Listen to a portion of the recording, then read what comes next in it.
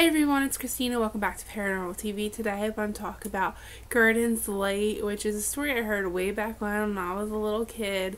I used to watch Real Scary Stories. In fact, I did a video on The Legend of Green Man, which was on an episode of Real Scary Stories. It's not where I first heard it from, but it is on an episode from Real Scary Stories. I did hear it from a friend. Well, actually, it wasn't really my friend. It was my friend's older brother.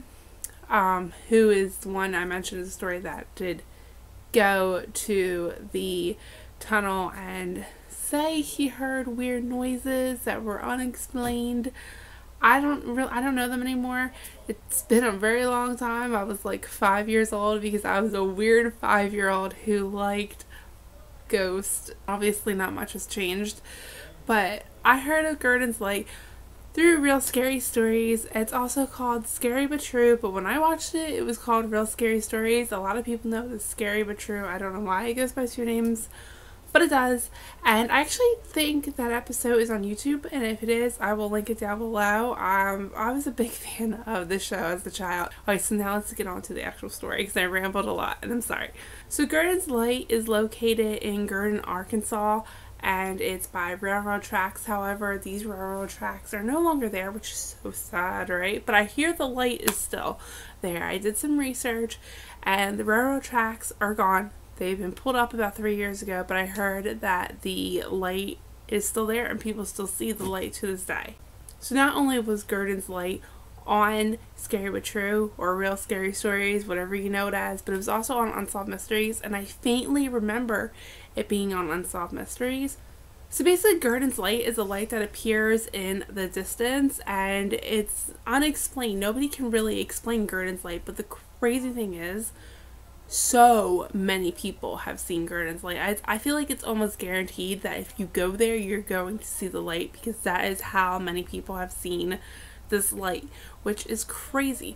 And they said that they've seen it in different colors. Some seen white, some seen a red light, orange, blue, and it kind of like bobbles around. No one can seem to get close to this light. It seems that if you walk up to it, it just disappears or it gets further away, but you can never actually approach the light despite so many people seeing it and trying. Nobody that I have heard of has ever actually gotten towards the light. It always seems to move away from them or it disappears entirely. So there are two different stories about Gurdon's Light. First story is that a railroad worker fell onto the tracks and was beheaded. The legend says that his head was never found, and that is why the light is being shown. They believe it's his lantern and he is searching for his head, kind of like the Headless Horseman, which I love. The second story, there's actually a name associated with it. They believe the man is William McLean, that he worked for the railroad company and he got into an argument with one of his co-workers. This happened in 1931.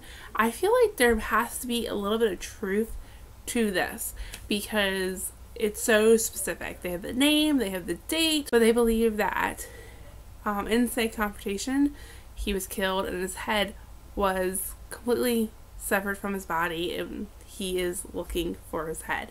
So I hope you guys enjoyed the story. If you have ever seen Gurdon's Light, let me know. I'm telling you, when I looked it up, there have been so many people that have seen it. It's insane to me how many people have seen it. And if you know if one of these stories is actually accurate, let me know down below because I also would really like to know. I hope you guys enjoyed this story and I will see you in my next video. Sorry I look a mess, by the way. Bye guys!